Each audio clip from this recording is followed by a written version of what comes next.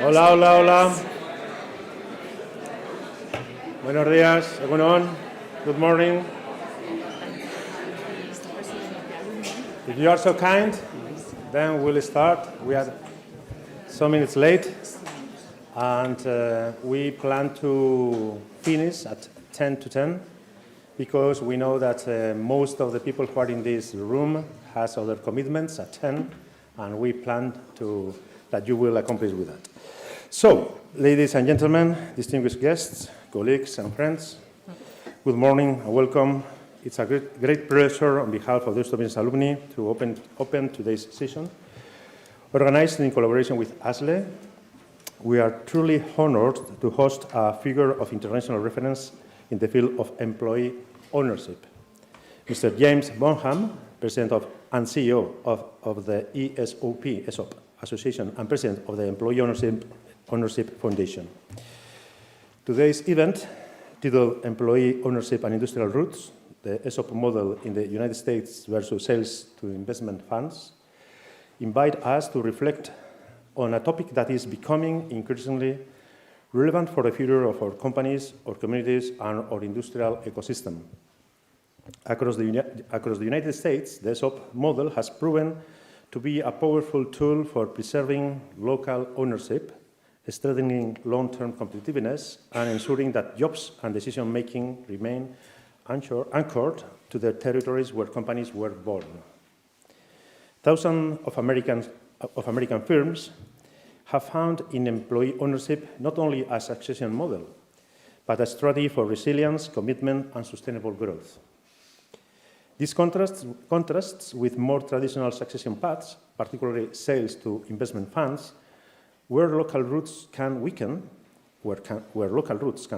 in some cases disappear. Today we want to examine those differences with clarity and ambition. Our goal is not only to learn, but to inspire industrial companies, institutions, students, professors, to explore new ways of sharing ownership and fostering participation, new ways of reinforcing local value creation, and new ways of strengthening our local industry. We are privileged to learn from someone whose leadership has shaped the evolution of employee ownership in the United States. James Bonham brings more than 25 years of experience in business leadership, public policy, and institutional relations in Washington, D.C. Before his current role, he led the government relations and public policy practice at Manat, Phelps & Phillips. He has been recognized as one of the 50 most influential advisors to the US Congress and Senate. A graduate of Creighton University, he is widely respected for his vision of shared capitalism and for championing employee ownership as a path to competitiveness, equity, and long-term economic sustainability. Under his leadership, the ESOP Association has become a key voice in shaping fiscal and business policies that support worker shareholding and the continuity of family-owned companies.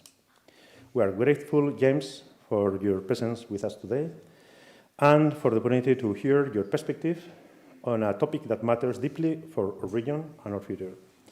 I'd also like to thank Beatriz González. Beatriz is the CEO of Bedside, that is a SAL, Sociedad Anónima Laboral. She is also president of ASLE. I'm president of Azterlan. She is also an engineer from the Basque University. She has a lot of training and education. Still, I have told her before, I suggest to do something in Deusto in terms of education for her, although she is professor in ESIDE, in the engineering faculty for mechanical engineering. Mm-hmm. But we'll try not to push her. It's just a suggestion, let's say. So then she will guide the conversation, and then we'll repeat later. We'll have a microphone, so any person may talk have an open dialogue with him, and then just to do something formal but informal. The session, I have told you that we'll finish at 10 to 10. We'll have some coffee there, so just to recover some forces before the next commitment we have. So thank you all for joining us, and it's now my pleasure to give the floor to our moderator, Beatriz. Thank you, Beatriz.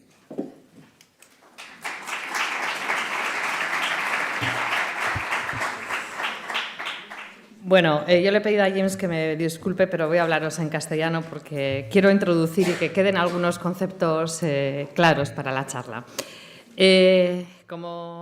Gracias por la presentación. Como han dicho, soy la CEO de una sociedad laboral. Es una empresa de 400 personas con una facturación de 100 millones de euros que está en Elorrio y donde los trabajadores son dueños de la compañía. No todos ellos, pero en un porcentaje amplio, que es el 65%. Además de las sociedades laborales, nosotros en nuestra legislación tenemos otra figura donde las personas pueden ser dueñas de las empresas, que son las cooperativas, súper conocidas, muchísimo más que las sociedades laborales. Sin embargo, pues son sociedades con una larga tradición, algunas de ellas muy grandes, como por ejemplo Eroski, que todos conocemos, pero tienen una tendencia en nuestra economía a ser unas empresas de reducido tamaño y con unas características de gobernanza que los que trabajamos en ellas, pues yo he trabajado tanto en cooperativa como en sociedad laboral, pues vemos que pueden tener en ciertos momentos algunos impedimentos para el desarrollo y convertirse en empresas duraderas y con fuerza, ¿no? Por eso, desde ASLE estamos pensando en cuál es la manera de hacer un modelo en el que creemos profundamente, que es que las personas formen parte del capital de las empresas, pero que vayamos más allá de algunos límites que actualmente tenemos. Investigando y acudiendo en verano a un simposium que el mismo James hace en Oxford todos los años, hemos podido acercarnos a realidades en otros países. Y esto es un foro genial en el que acercar esas realidades. Hemos decidido en ASLE dar este año el Chemi Cantera a James precisamente para dar esa visibilidad de que hay otros modelos donde las personas pueden ser dueñas de las empresas y donde se pueden crear empresas terriblemente arraigadas al terreno y con una proyección económica duradera y grande, ¿vale? Por eso le hemos traído con esta visión que quería compartir y dejar así como claramente para que mi inglés no lo oscureciera y contárosla a vosotros. Entonces, pues James nos va a contar cuál es una realidad de 14 millones de personas, nada desdeñable, y qué cosas podríamos hacer también. No tiene por qué ser su ejemplo el nuestro, pero sí tomar pinceladas que nos hagan hacer aquí sociedades participadas a nuestro estilo y con más fuerza. Bueno, thanks, James. Sorry for the Spanish, but I wanted to be sure that they were able to understand what I wanted to say.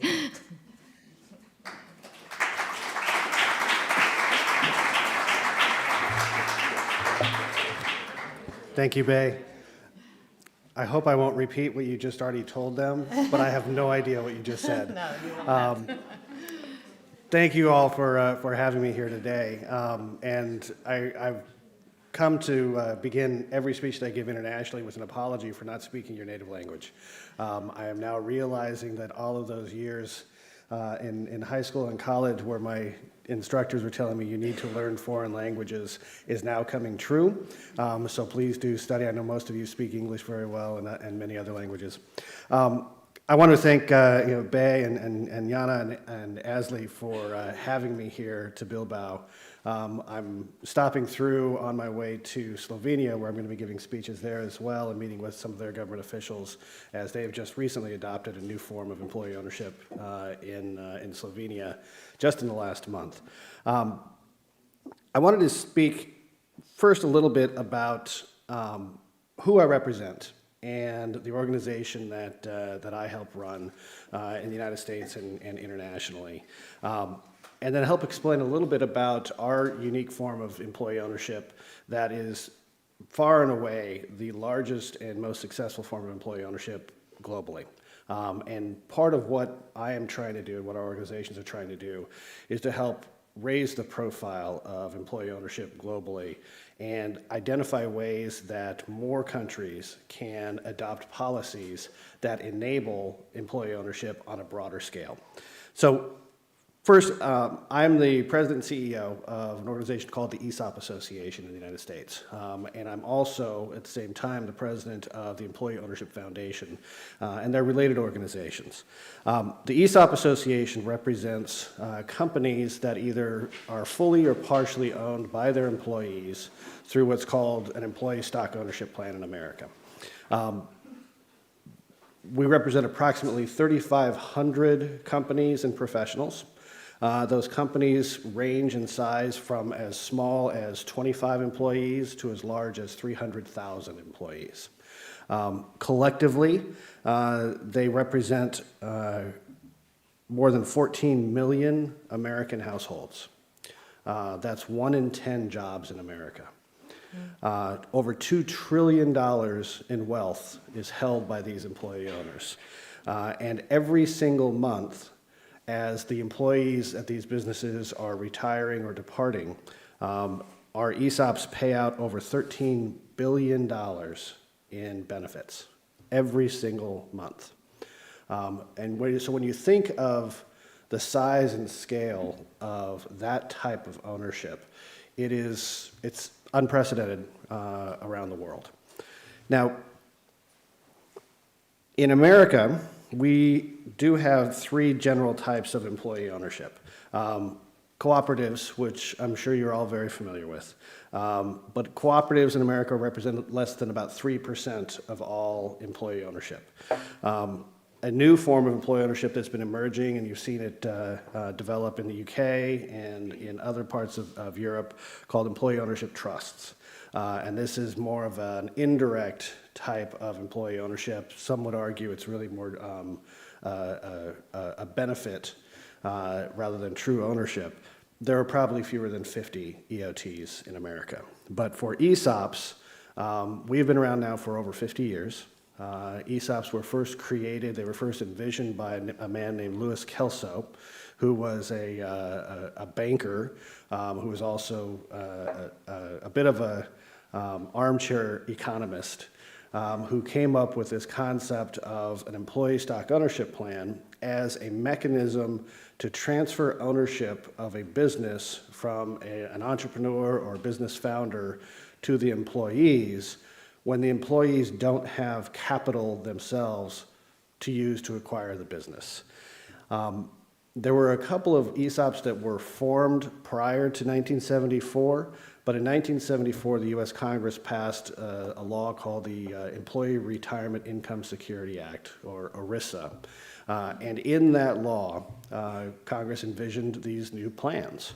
And they codified the existence of an ESOP for the very first time. And then a couple years later, Congress then followed through with a tax reform measure that put in place a number of tax benefits to both incentivize the formation of ESOPs and also to make it more economical for an ESOP to operate, given the need for capital and the loan that's required to form them. Right now, there are about 6,700 ESOPs in America. And like I said, they range in size from as small as 10 to 15 employees, all the way up to our largest ESOP, which is Publix Grocery Stores, which is a large grocery store chain throughout the southeast part of America, Florida, Georgia, all the way up to Virginia. And they have over 300,000 employee owners. So what is an ESOP? How do they work? It is an indirect form of ownership where an ESOP is typically created as a succession plan. So imagine you're a business owner. You've done well in your career. You've spent the last 20, 30, 40 years building a business, growing it, becoming successful, and it becomes time for you to retire. And you really only have 3 or 4 options. Option 1 is you're lucky enough to have a family member that is ready to take over the business and run it into the future. Option 2 is you sell to maybe a competitor who wants to consolidate. Maybe you sell to a strategic buyer who sees an opportunity. The third option is to close. That happens to more and more businesses, especially small businesses, you know, the 1 to 10 employees or the 10 to 25 employees. And you realize, and the business owner realizes the value of just closing the doors, selling off the assets is probably going to be the most that they would get out of their business, even though it is a fully profitable business. And then the fourth option in America is to sell to your employees. But the problem is that average employees don't typically have the capital to buy it from the owners. So the beauty of an employee stock ownership plan is it creates a mechanism of finance whereby the future profits of the firm can be leveraged to take out a loan and buy the shares from the existing owner, put them into a trust, and the trust is operated for the benefit of the employees.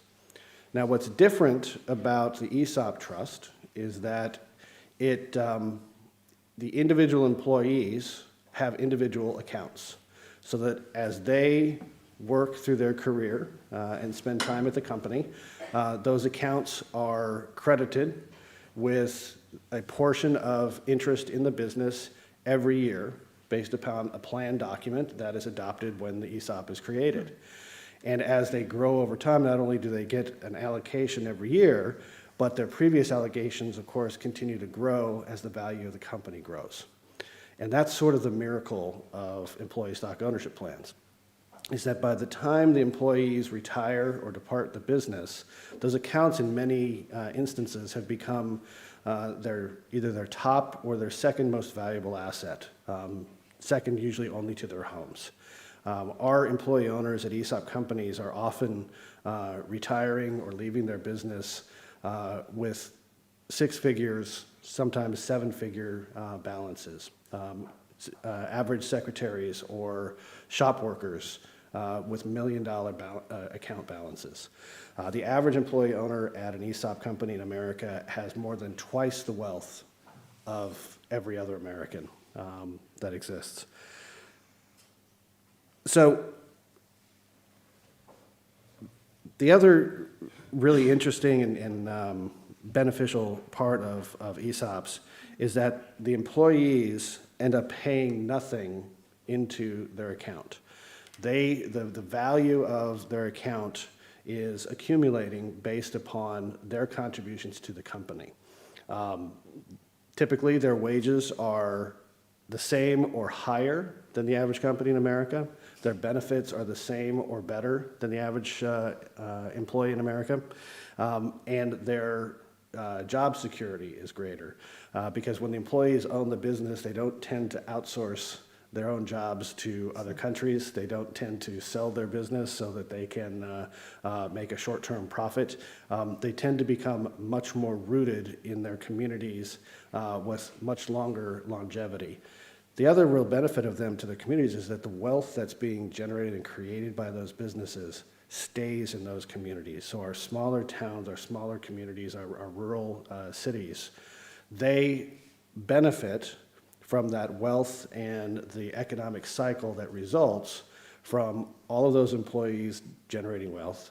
The companies are staying there, so they're buying their supplies, they're buying their vehicles, they're involved in local commerce in ways that businesses that are owned by, for example, private equity funds, that wealth is being extracted from those communities as opposed to employee-owned businesses where the wealth is staying there.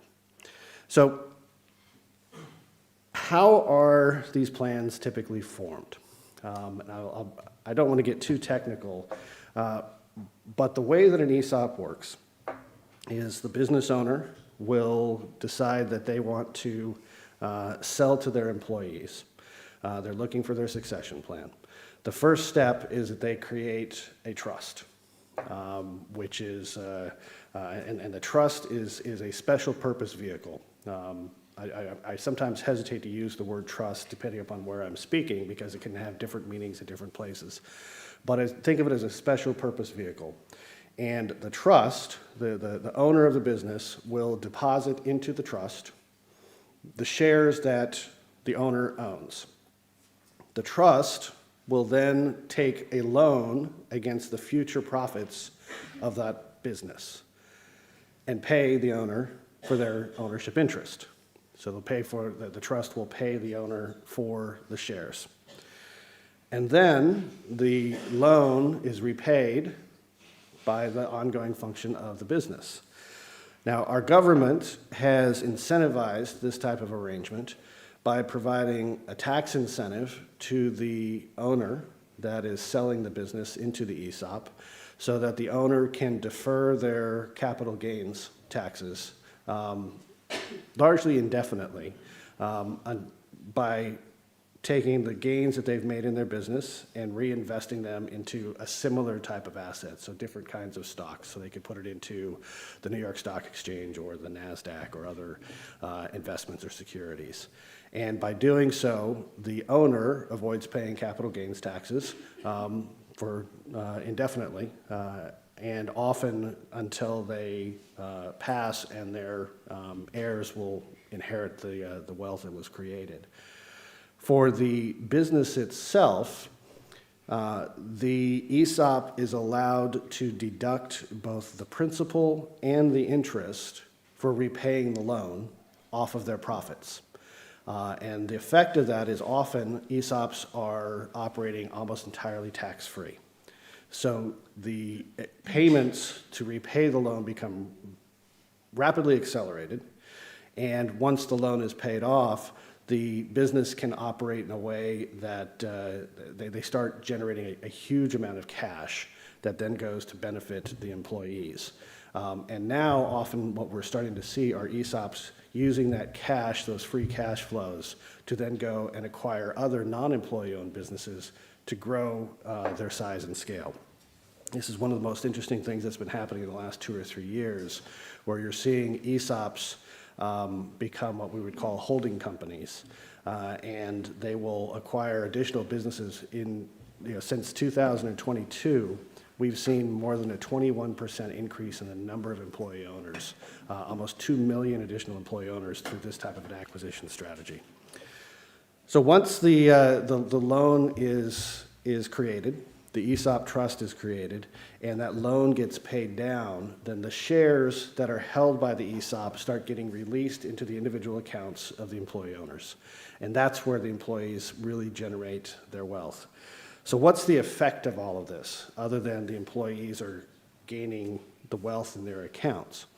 In America, the ESOPs are, the employee owners are twice as wealthy as their counterparts who are in non-employee-owned firms. They report significantly higher job satisfaction. Their companies are far more resilient during economic downturns, largely because when you have a big economic downturn, such as we had in 2008, or we had during the COVID pandemic, the employee-owned companies are much less likely to terminate their employees. So they retain their employees much longer, and that means when they're emerging from the economic downturn, they are much more ready to immediately take advantage of the upswing. We see that at employee-owned firms, the employees have a much higher level of health. Their contributions to their communities are much greater. Most ESOPs also maintain charitable giving, where they are contributing money back into their communities. And when you look at it across the board, these are much more productive, healthier, and locally engaged businesses compared to their counterparts. So it sounds great, right? So why aren't there more? Why don't we know more about them? Part of the problem is that there's a challenge in valuing the companies in America so that the selling business owner is getting what we would call fair market value. Because the biggest challenge in creating the ESOP trust is that there must be a trustee. There has to be somebody who is responsible to look out for the interests of the employees and make sure that the business is being operated in a manner that is in their interest, and that the value of their shares are not being diluted, to make sure that if the company is buying back shares from employees, that they're being paid a fair price, that they're not overpaying and they're not underpaying. If the business acquires another business, that the trustee is making sure that they're not overpaying for that business. So at that first moment of formation, the trustee has to make sure that they have negotiated a fair price, a fair market value. Well, often this results in a disagreement between the selling business owner and the ESOP trustee, such that the selling business owner ends up taking a small discount on the value of the company in order to meet the fiduciary responsibilities of the trustee. And this dilemma has been one of the larger impediments to employee ownership in America. And it's one of the challenges that we are currently working on in the Congress to make easier, to make it very clear on how a trustee should value the shares of a company. And it's an ongoing problem because with an ESOP, you have employees who are coming into the business and employees who are leaving the business every single year. It's just like any other business. And while they are set up in the US as a retirement plan, when an employee departs an ESOP, there's an obligation on the part of the company to buy back their shares. We call it the repurchase obligation, and that the employee must get fair market value for those shares. So there's a need for the management, the leaders of the company, to continuously manage their cash flows and their cash reserves, so that at any given point in time, if an employee wants to leave, they have the ability to buy back their shares within a specified period of time. And this makes it somewhat of a different type of business to run compared to a typical business.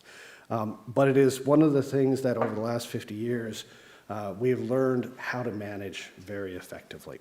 Now, I'm not sure if I want to keep getting into technicalities on how they run, but I do want to shift a little bit about why the ESOP Association and why the Employee Ownership Foundation is making a big push right now as we head into the next 10 years in particular.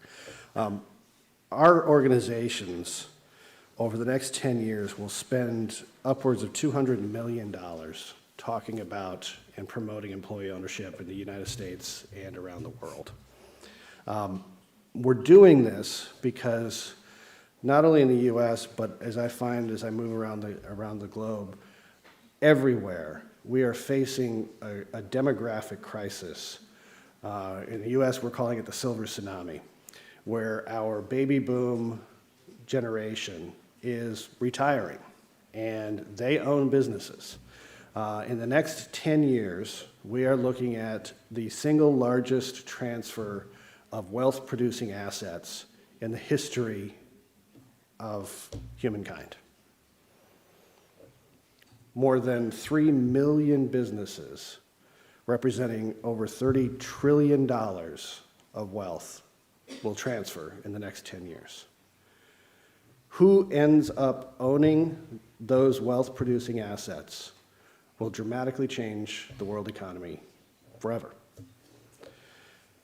We want more of that wealth, more of those businesses, more of those wealth-producing assets to land in the hands of average employees, average people, than in the hands of private equity firms and investors that have created an extractive industry that is hollowing out our towns and cities.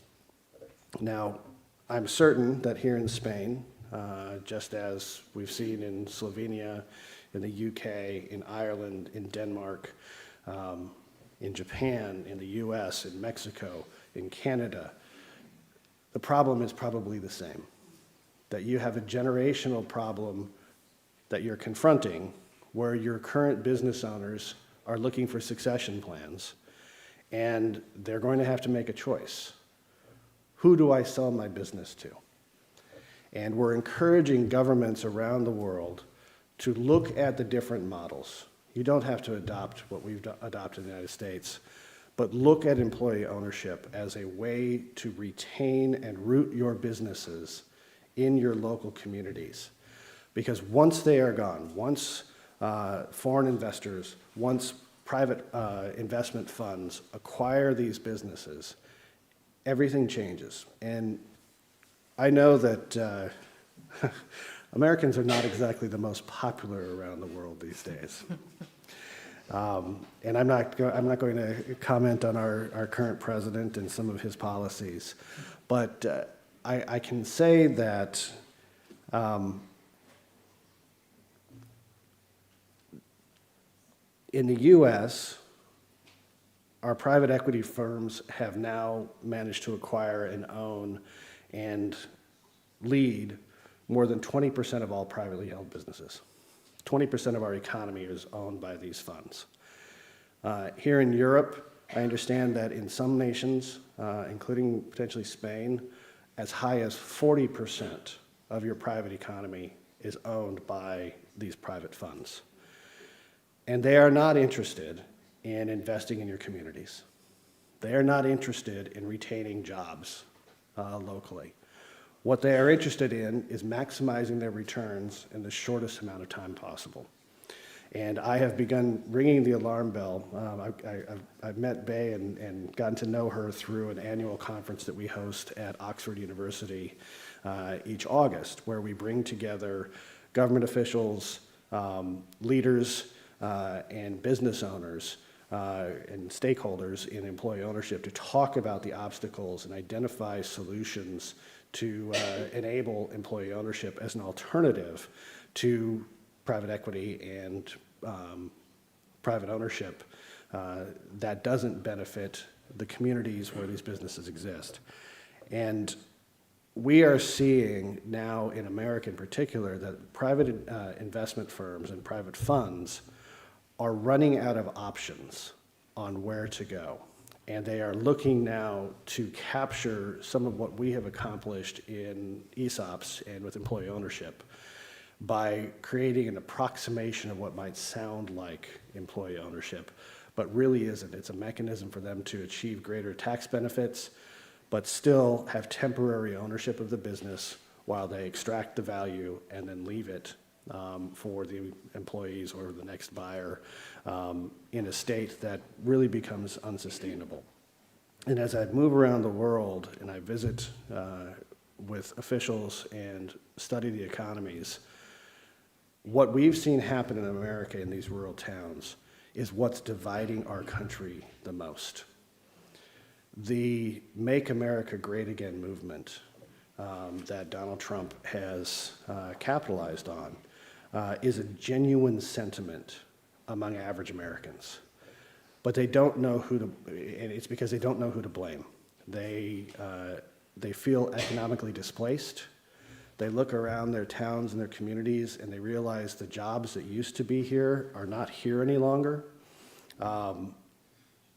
If I want to stay here where my parents and my grandparents are, if I want to raise my kids the way that I was raised, the only jobs that are really available would be with local schools or government or at the Walmart, the big box stores that we have that are not great jobs. So there's an anger that has been simmering about our way of life has changed and they're looking for somebody to blame. And rather than observing and recognizing that the real culprit are the extractive investors who have stripped away the value of those jobs, they start pointing to others who don't look like them, who may live in other places and say it's their fault that our community doesn't work the way that it used to.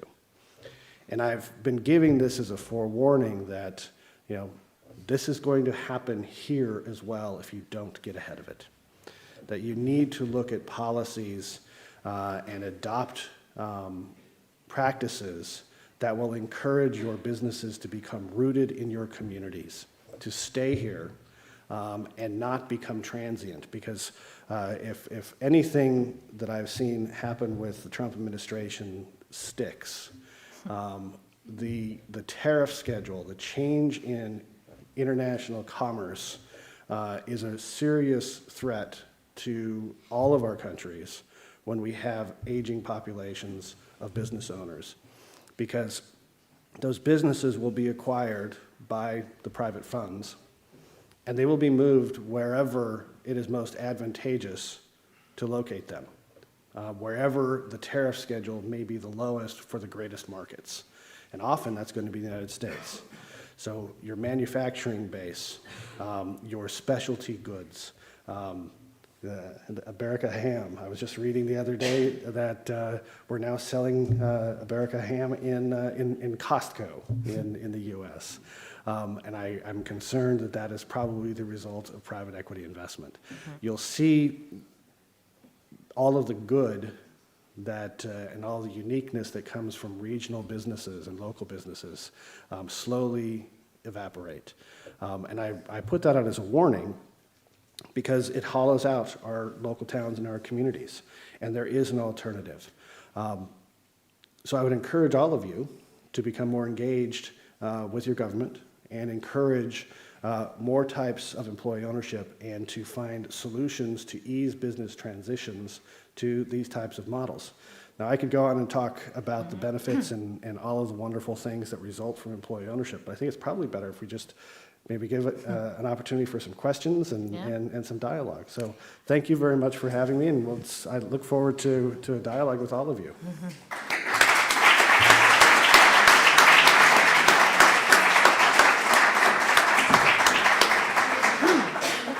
Yeah, I have one first question for you.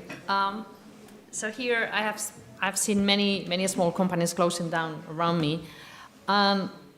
Johnny and I, we have been visiting some of them, proposing them to become a social laboral or cooperative, whatever thing, but they don't want to.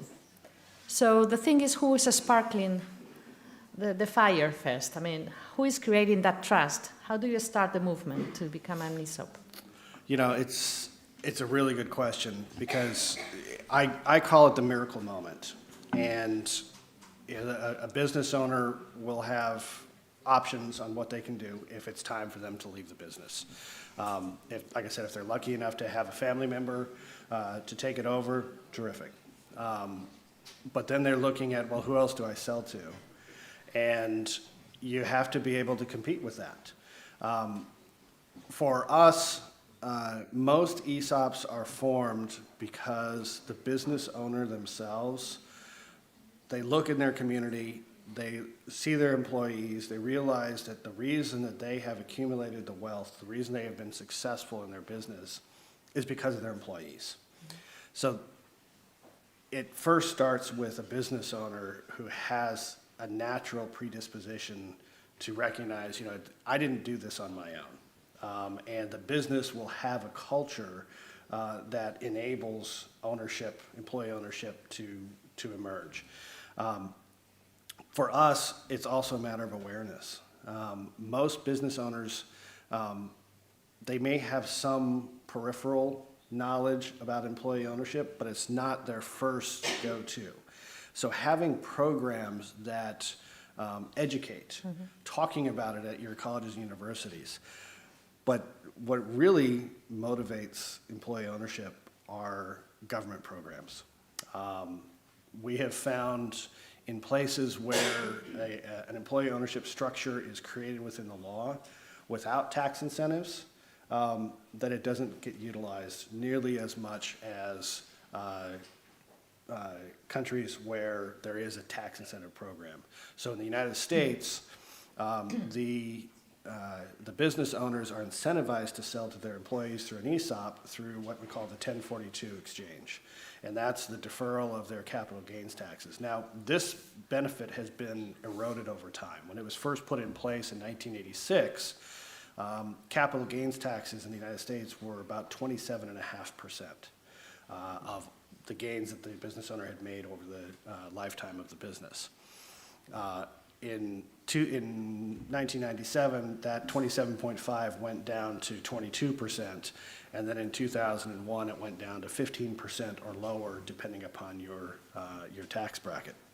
So effectively, the capital gains deferral has been cut in half since it was first put into place.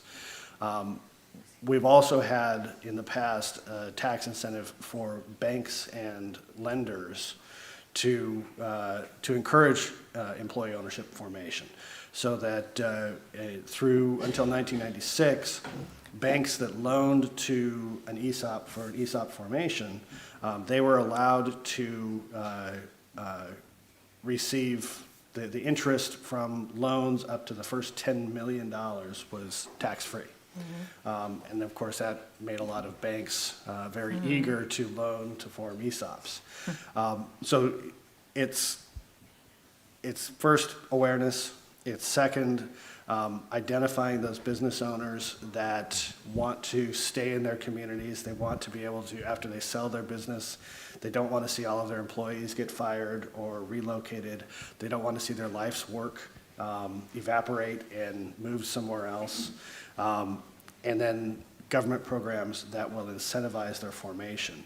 And we've found that now that after 50 years of this, and now that ESOPs are paying such tremendous wealth out in benefits to their employee owners, $13 billion a month, that it's actually, we believe it's now actually a net benefit to the Treasury, the federal Treasury, in tax payments, because rather than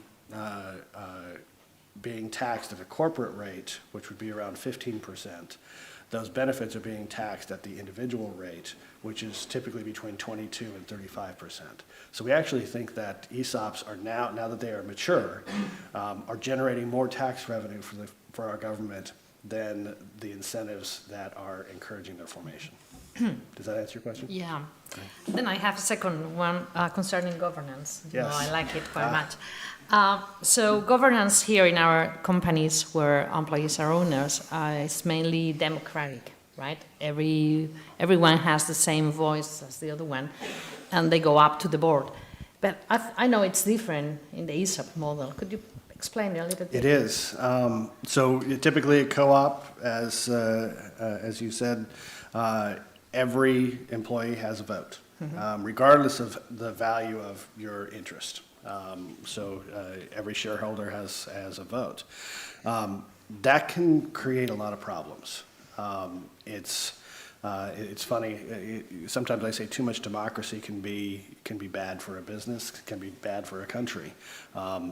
And in an ESOP, the employee's interests are protected by the trustee that has a fiduciary responsibility to those employee owners in the management of the trust. But the trustee is not involved in the day-to-day management of the business. The businesses are professionally managed, they're professionally run. Employee owners don't have the ability to vote and say, we don't think we should make this investment into this piece of equipment, even though it will cost the business money. The company is run as a for-profit enterprise. However, what we have learned through extensive research is that the best run ESOPs, there is a great deal of employee voice. And the magic, the reason that ESOPs typically outperform their non-employee owned counterparts is because of this ownership mindset that develops where every single year the employees get a statement that says, this is how much your ESOP account is worth. Last year, our financials, they're very transparent about financials, so they share how the company is doing, often on a quarterly basis. Many companies do it on a month-to-month basis. They will share the decisions, the major decisions that the company is facing. They'll share if contracts are won or lost. So the employees become very connected to the operations of the business. One of the wonderful things that whenever I visit an ESOP company, you will inevitably find employee owners who will go around the room and they'll turn off the lights, or they will find ways to reduce waste. They will become very innovative about their business to make greater efficiencies. So the employees, they'll have a great deal of voice, but they don't have a direct vote. Now, some ESOPs, they do allow it. There's one of our larger ESOPs, and it's based in Vermont. It's called Caris Reels. And Keras reels, they manufacture everything from small spools for wire up to giant wooden wheels that, like cables and wires for overhead electrical transmission are rolled on. And at Keras reels, every one of their facilities has a committee of employee owners that then feeds up to a company-wide committee, and they meet every 3 months. And major decisions for the company get made by that large committee. They're probably one of the most, what I would call, democratized ESOPs, but they're somewhat unique. Most ESOPs, the decisions are made just like a normal company, but there's a lot of transparency and a lot of engagement with the employee owners. Okay. And the third one and last is about valuation. Yes. So you have to, annually you make evaluation of the company, so you know the value of your stocks there, something that we do not do either here in our companies. We do, and that's a requirement, because when you think about an ESOP, you first, in order to obtain the loan, to buy the ESOP, and sometimes the loan isn't even from a bank. Sometimes the owner of the business will self-finance on behalf of the employees, and the employees just pay the original owner back. But you have that debt that has to be paid, and because an ESOP is set up under American law as a retirement plan, the government requires a fair valuation of the business. And the idea is employees shouldn't be overpaying for the business that they're acquiring, and it should be treated, the initial acquisition should be treated as a true arm's length transaction, meaning an independent buyer from the seller, so that the seller, the business owner, can't just come in and say, well, I'm going to sell it to my employees, and then they inflate the value of the business, leave the employees with an over-leveraged asset. That's not allowed. And so on the first initial acquisition, the business gets valued. And then every year on an annual basis, you go through another valuation that will take into consideration all of the normal factors you would as if the business were being sold at that point. And what that creates is, there are most years, the employees will see the value of the business go up. Of course, that also means that some years they will see the value of the business goes down. But what's fascinating is in those years where the numbers go down, that's where the employees become the most engaged. Because they're like, you know what, you're right, we did have a lousy year. We lost that big contract to our competitor, and we need to do better this next year because it affects us. Our performance becomes directly linked to our own financial well-being. So those valuations are critically important and become really beneficial. And of course, as the employees are leaving the business, they know what the valuation history has been, so they know that they're getting a fair price for their interest in the company as they're departing. Thank you. Then I think we can open for questions. So, dear students, this is the moment to ask whatever you think about this new topic for a lot of people. Everyone has already know a word about this model. So, do you have any question? Yeah, I have some questions.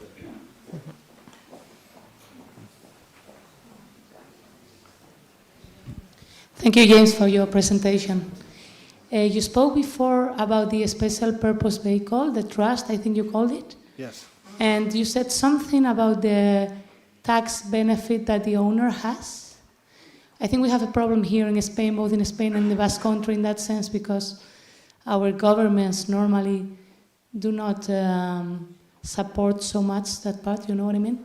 So from your association, do you normally speak with local governments in order for them to understand the need for these tax benefits for this type of new ownership to happen? Thank you. It's a very good question. It is one of the bigger challenges in convincing governments to adopt a model for employee ownership. And it's one of the reasons why the Employee Ownership Foundation, the ESOP Association, are taking more of a leadership role globally is because we have 50 years of evidence, of proof that the model works and that the jobs are retained, that the employees have real wealth creation, and that it creates a virtuous economic cycle, particularly in smaller communities around the country. And all of that is a justification for government to adopt tax incentives for their original formation. This is actually a topic that I spoke and collaborated extensively with the government in Slovenia about. And I point to Slovenia, you wouldn't necessarily naturally think, well, Slovenia is a place that I want to look for our economic policies from. But they're actually very much in the forefront in Europe in adopting new policies.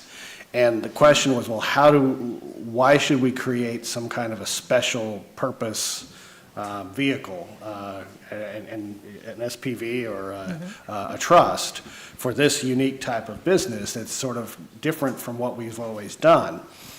It's first the legitimacy that it creates in the law for this type of ownership. You know, Bay asked, well, how do you get business owners to look at this as a solution? Well, the first step is there has to be some kind of a legal foundation for it to exist in the law.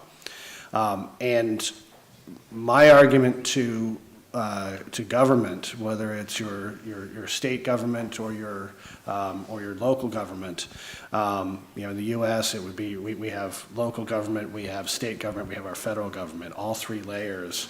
We have incentives for employee ownership at all three levels in different types of arrangements. But the first argument is that this is your economic rooting, that if you don't do this, you have no way of ensuring that these businesses that have been part of your community and part of your social fabric for decades will stay here. And once you get them past that hurdle to understand, no, we actually need to create some kind of a legal foundation for the formation, their minds open up. Now, I think I'm just really starting to learn about Spain and your particular structure.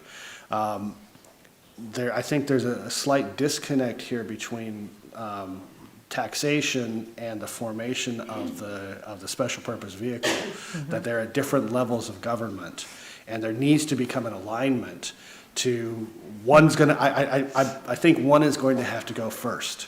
You know, you'll either need to put in place some tax incentives and say, well, if there's something that looks like this with a special purpose vehicle, then you can have these types of tax incentives, even if the special purpose vehicle doesn't exist yet, to encourage your other level of government to create that.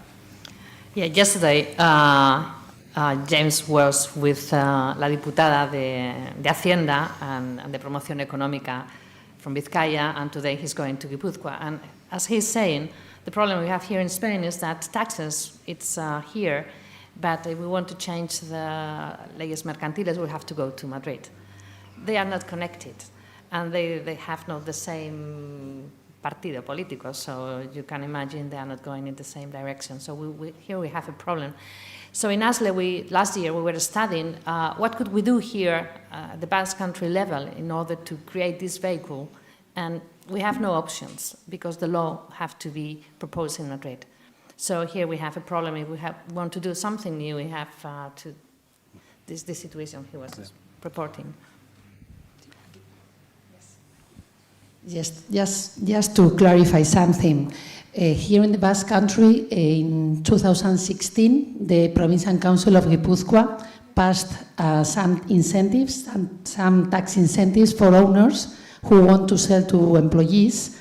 They have the capital gain is exempted. It was approved in 2018 in Álava, and they passed it like 2 or 3 years ago here in Vizcaya. And they are right now working on new incentives. But as Bea said, one thing is the commercial law, and it's different tax law. So we need to go both things together, and we are working on it right now. We are also in conversations with the state, with the Ministry of Employment, and trying to push some changes, but they need to see which is the main purpose of what we are proposing. And it's not that easy. Here, political parties have different viewpoints, and we'll see where we reach. But we are working, and we'll keep in this direction for the following years. I think we have a question here. No. Siempre es bueno que el profesor te vea preguntar.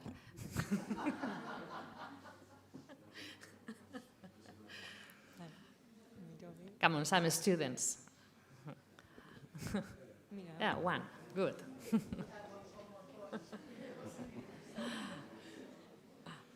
Hello. With the decrease in birth rate now in America, well, United States, how is the ESOP model going to be affected by lots of employees being retired? So with what's interesting is that we do have a bit of an employment crisis as well, as we're moving from a large generation of baby boomers to smaller generations that are following behind them. Obviously a lot of that is made up with efficiencies. I think you have to be closer. I'm not, okay. I was saying that a lot of the difference in terms of the total population has to be made up with efficiencies in the businesses. Fortunately, technology is evolving in a way that those businesses are being effective. I think that overall the total demographic issue will be resolved in the U.S. I'm not sure what it is here in Spain, if you actually have a population bulge that there's concern about the actual working population in the future and the ability to sustain the economic size or not. But for ESOPs, because the businesses become much more, like I say, rooted or grounded in local economies, the likelihood that they're going to relocate somewhere else or overseas or into a foreign market and then import into the U.S. becomes much, much less. So I think in some ways it can help solve that problem of having future jobs for a smaller population.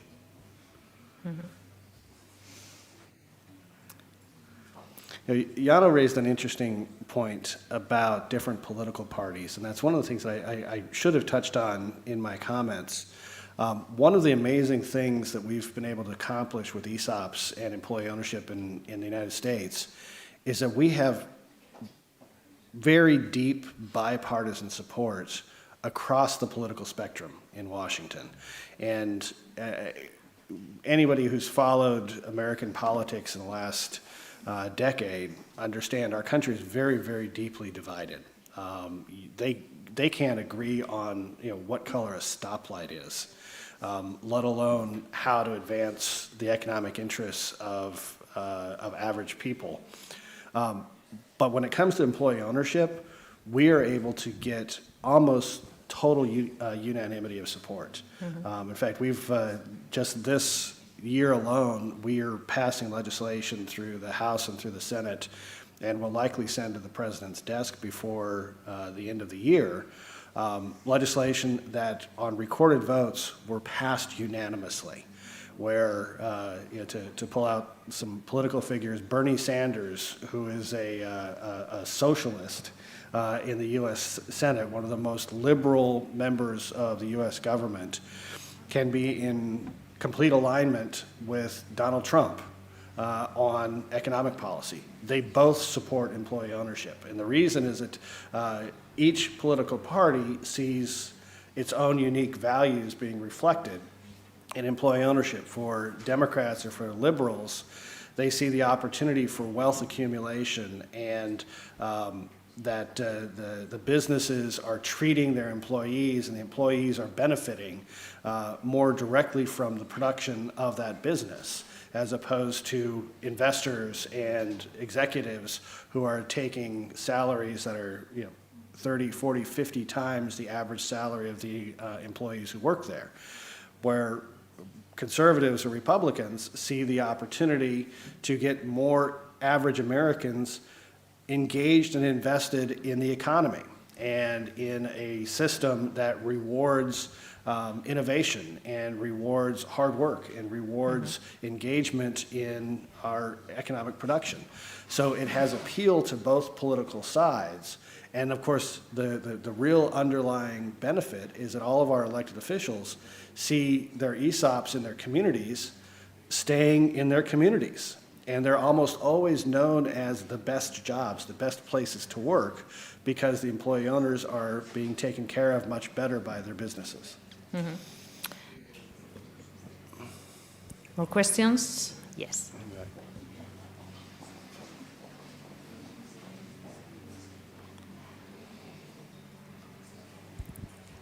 Thank you for your talk.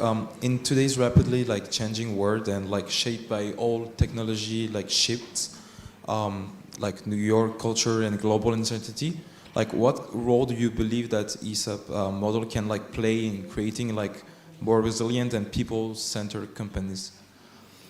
So ESOP companies have proven to be the most resilient businesses in economic downturns. They also have proven to have a much greater propensity for investing in their own workforce. So imagine if a business is employee-owned versus a business that is not employee-owned or is investor-owned. An investment company that will come in and acquire a business, they are usually looking at a 5 to 7 year horizon before they want to liquidate their investment, get their return, and then move on to the next thing that they want to do. You don't invest in your employees with a 5 to 7 year investment horizon. Similarly, publicly traded companies, in the U.S., businesses that are traded on the stock market, they have been driven by a very short-term horizon of making sure that they hit their profitability margins for the next quarter. It's this constant drumbeat of, we set our projections, have we hit them? If we haven't hit them, where can we cut in order to show that we are still meeting our targets? Those systems don't incentivize the type of investment in workforces or the business for long-term sustainability. And I believe that employee-owned businesses that are being run with a long-term horizon, because the employees are looking at their account and it's growing every year. They understand that their own long-term financial security is based upon the long-term success of their company. The incentive structure is very, very different.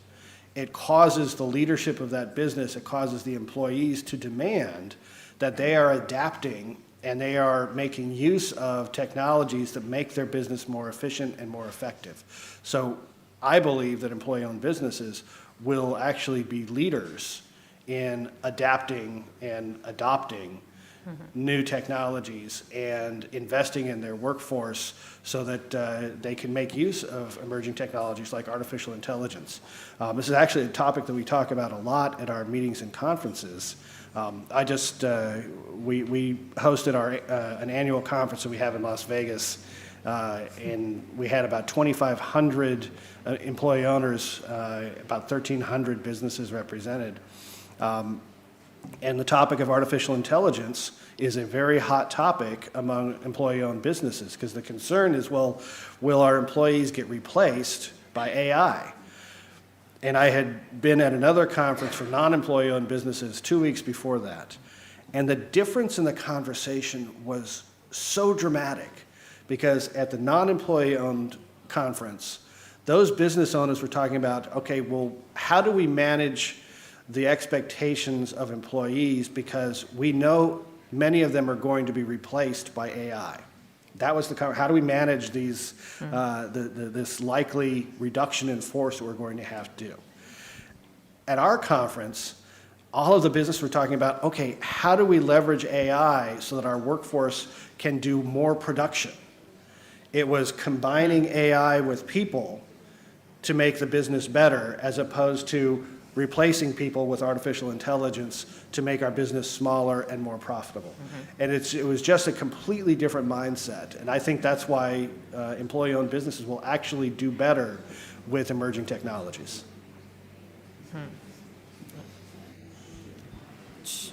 Esos susurrillos, por favor. James, before you talked about some of the funds, the equity funds, that they are buying some of your companies, could you give us one example, concrete example of what's happening in order to make everyone understand what's going on? Sure. Because it's similar to what is happening here. Yeah. Okay? I'll give an example of where there are so many examples where private investment funds have purchased very healthy companies and then extracted all of the assets, all of the value out of that business, and then left the business in bankruptcy or sold off the parts so that they have maximized their returns. The one that I really like to point to, and you may not, I'm sure you don't know it here, but there was a restaurant chain in the United States called Red Lobster. And Red Lobster they were seafood restaurants. And Red Lobster they were nationwide, over 2,000 restaurants. And what was unique about them is that they owned all of the buildings and all of the land that their restaurants were built on. Well, a private equity firm saw this, came in and purchased the business, and of course, these funds, they have multiple businesses that they hold within their portfolio. So they're not managing a business to maximize its profitability.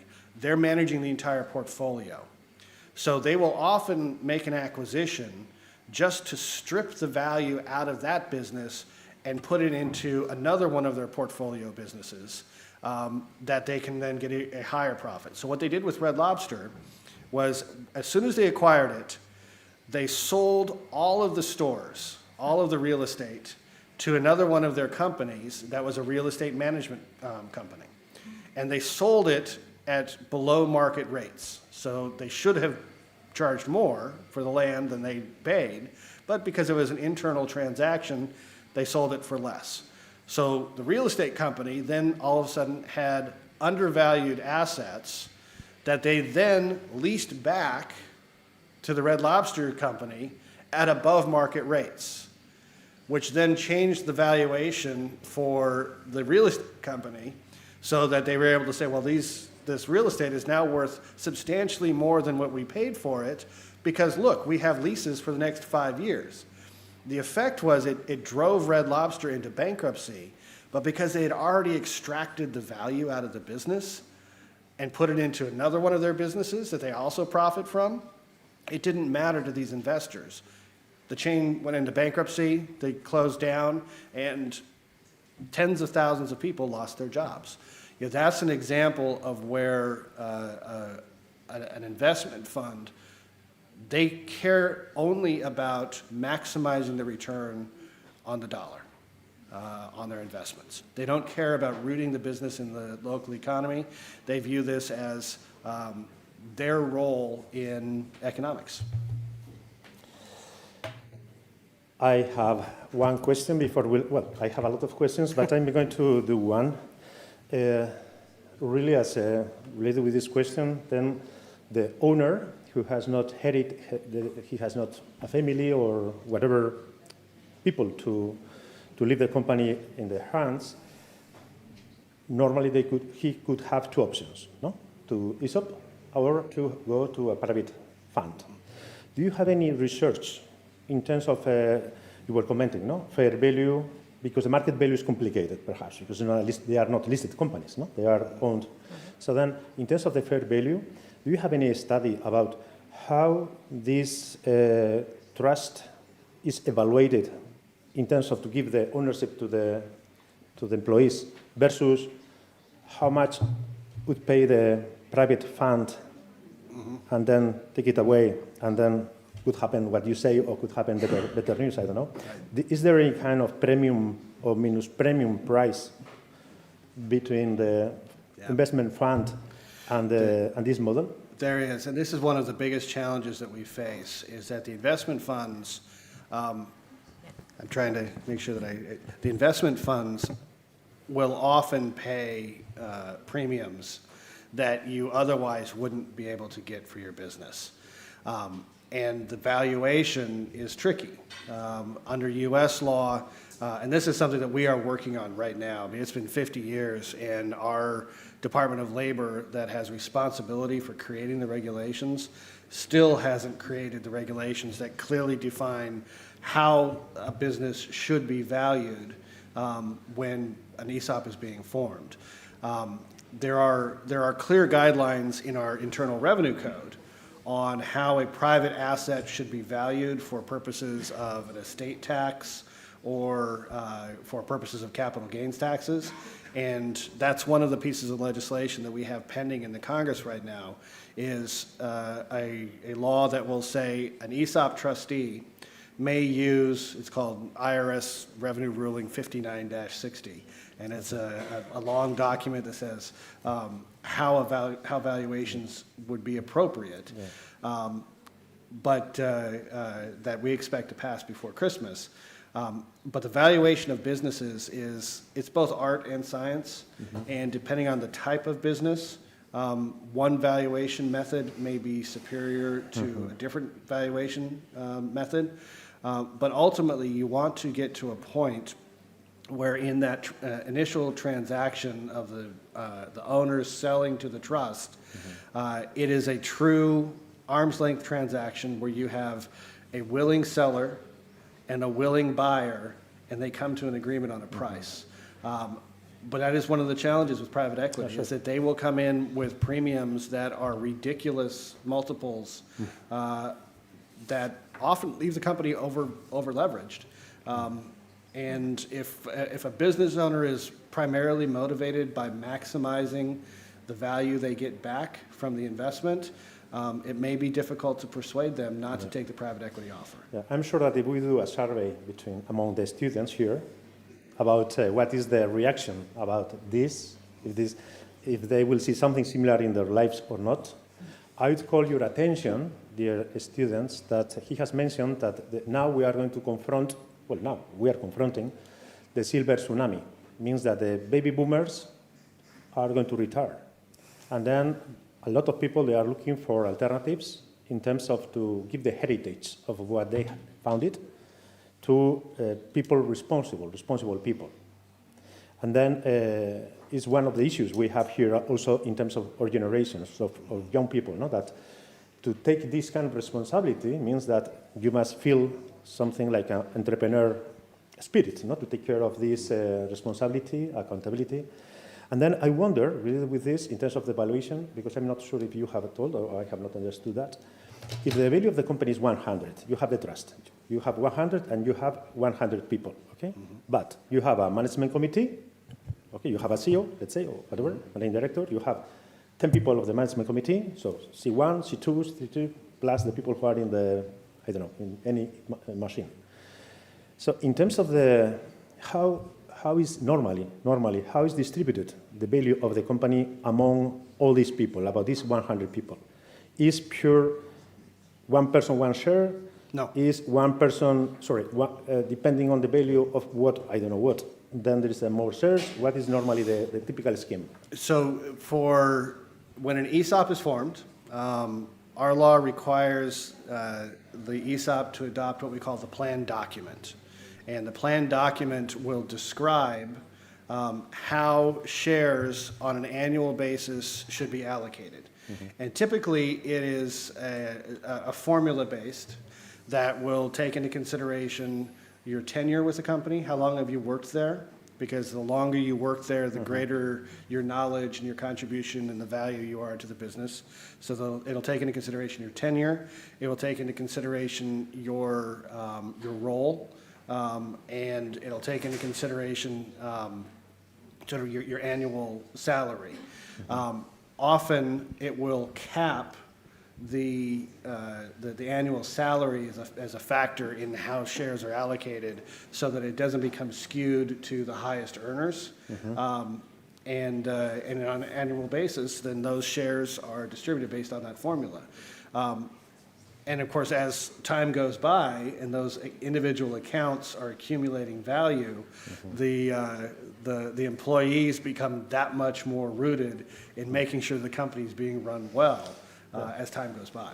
So I hope, James, that ASLE and the rest of the people we have listened your suggestions, your experience are very welcome. I think that is really a big, good, fantastic opportunity to learn something from the USA that I'm sure that most of us we didn't know that there was this kind of model. So then, and also we need a lot of support, help, and ideas to try to create the scheme, the tax scheme, to motivate this. Again, for the students, you have a big opportunity for the next years to come, not only just to be an employee, but also to be an owner. So then I think that from ASLE, you will have a lot of opportunities if this is something that really calls you well. I have not told, but the people who doesn't know me, I am the president of Deusto Business Alumni, almost your president, not yet, but almost. And you know that we are focusing two big columns. Number one is the employment, not only as the first employment, but also the second, third, and whatever. And also we have a number of network meetings like this one to learn from some expert, but also to learn among us. So then, now, for instance, you may have a quick interaction for 10 minutes before you go to the class, because there are some coffee there. I want to thank James for your presentation. It has been fantastic. Thank you, Beatriz, and good luck with all the challenges you have in the SAL. Thank you, Asiel, for organizing everything, and also Nayara. And thank you for everyone for coming. Thank you so much.